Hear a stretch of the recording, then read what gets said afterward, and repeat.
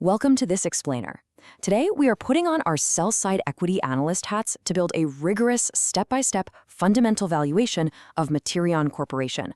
We're going to dive deep into their latest financial filings and market data to figure out exactly what this company is intrinsically worth. We'll start with a thorough examination of their products and competitive position to really ground our assumptions in the company's actual business reality.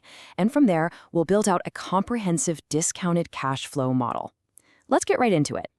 Here is our roadmap for today. We'll quickly cover Materion's business moat, analyze their financial health, project out those free cash flows, calculate the cost of capital, and finally arrive at our DCF valuation. Starting with Section 1, Materion's business and their competitive moat.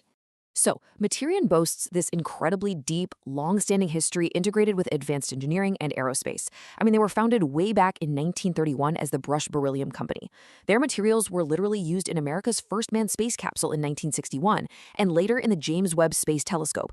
Fast forward to today, and they operate the absolute lone Western ore-to-alloy beryllium chain out of their Spore Mountain mine in Utah. That vertical integration, that is the foundational cornerstone of their entire business model.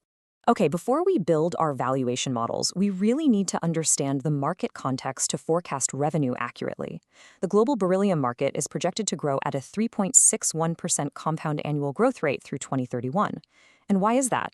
Well, it's heavily driven by specialized applications where beryllium simply cannot be replaced. We're talking 5G and mmWave base station RF filters, where beryllium copper alloys just offer unmatched conductivity.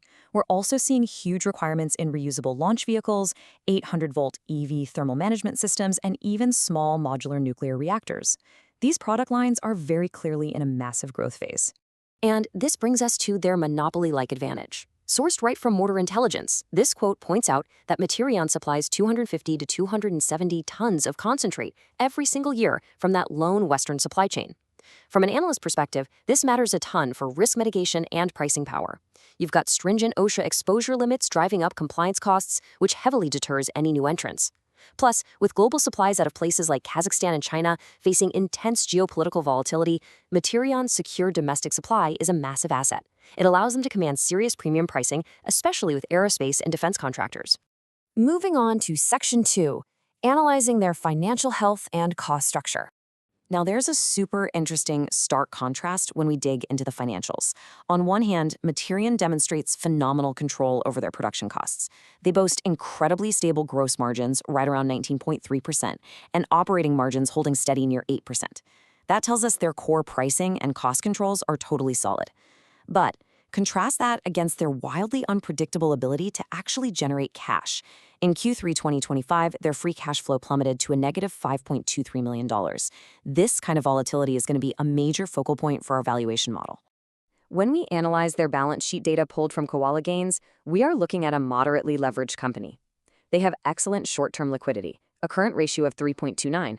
However, they are carrying a pretty substantial net debt position. Total debt is roughly $532 million, and with cash on hand sitting at just $16.41 million, net debt is well over $513 million. Now, a debt-to-equity ratio of about 0.57 is manageable, sure, but that low cash buffer means they are heavily reliant on credit facilities and operating cash to fund all this heavy reinvestment. All right, Section 3, projecting out those free cash flows.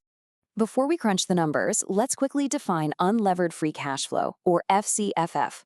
This is the absolute lifeblood of our DCF model. To get here, we have to strip away the accounting noise. We take EBIT, adjust for taxes to get our net operating profit, add back non-cash charges like depreciation, and finally subtract out changes in working capital and capital expenditures. Because Materion has a relatively stable capital structure, utilizing FCFF is hands down the most accurate way to capture the value of the entire firm. Let's look at how this builds out in reality. This cash flow bridge for Q3 2025 shows exactly why that free cash flow went negative. Operating cash flow was actually positive at about $18.29 million, but they had massive capital expenditures, $23.52 million worth. That heavy reinvestment dragged free cash flow down to a negative $5.23 million for the quarter.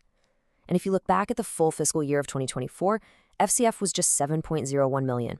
That's a razor-thin 0.42% margin. As analysts, this forces us to carefully model future capital intensity. They are investing heavily in capacity, but right now, those investments just aren't kicking off strong cash returns. Which brings us to Section 4, calculating the cost of capital. Materion's capital structure is overwhelmingly weighted towards equity. Their market capitalization sits right around $3.96 billion, representing the vast majority of the firm's total value, compared to just $532 million in debt. Since management hasn't explicitly communicated a different long-term target capital structure in their recent filings, we're going to stick with these current market values to weight our cost of capital. So how exactly are we building the WACC? Step 1 is calculating the cost of equity using the capital asset pricing model. Now, because the filings we're using completely lack a specific historical or adjusted beta, we have to make an explicit assumption here. We're plugging in a standard 5 to 6% equity risk premium. Step 2 is estimating the cost of debt, taking interest expense over total debt. And finally, step 3, we weight these costs proportionally based on that total enterprise value. Given their extremely low debt load, our discount rate is going to lean heavily on our assumed cost of equity. Finally, Section 5, the DCF valuation and intrinsic value. This is where the rubber meets the road. How do we set our growth assumptions? Well, we're anchoring our near-term forecast squarely on management's FY 2026 EPS guidance of $6 to $6.50. For the long-term terminal value, we are setting our terminal growth rate at exactly 3.61%. We chose this explicitly to perfectly mirror the projected volume growth of the broader global beryllium market over the next decade, which we pulled from Mortar Intelligence. The core assumption here is that Materion will simply maintain its market share in what is a highly consolidated growing industry. When you factor in those high capital expenditures dragging down near-term cash flows, but balance that against their insanely secure market monopoly and that incoming 3.6% industry growth rate, analyst models tend to converge right near an intrinsic value of $185 per share. Now, it's definitely worth noting that the stock trades at a pretty high PE ratio of roughly 52 and recently traded near $190 a share. That tells us the market is absolutely pricing in a premium, likely due to their strategic importance to the defense sector and a recent dividend bump to 15 cents a share. Which brings us to our final critical question for this explainer. Does the market's $190 price tag adequately discount Materion's current negative free cash flow and those heavy capital reinvestment risks?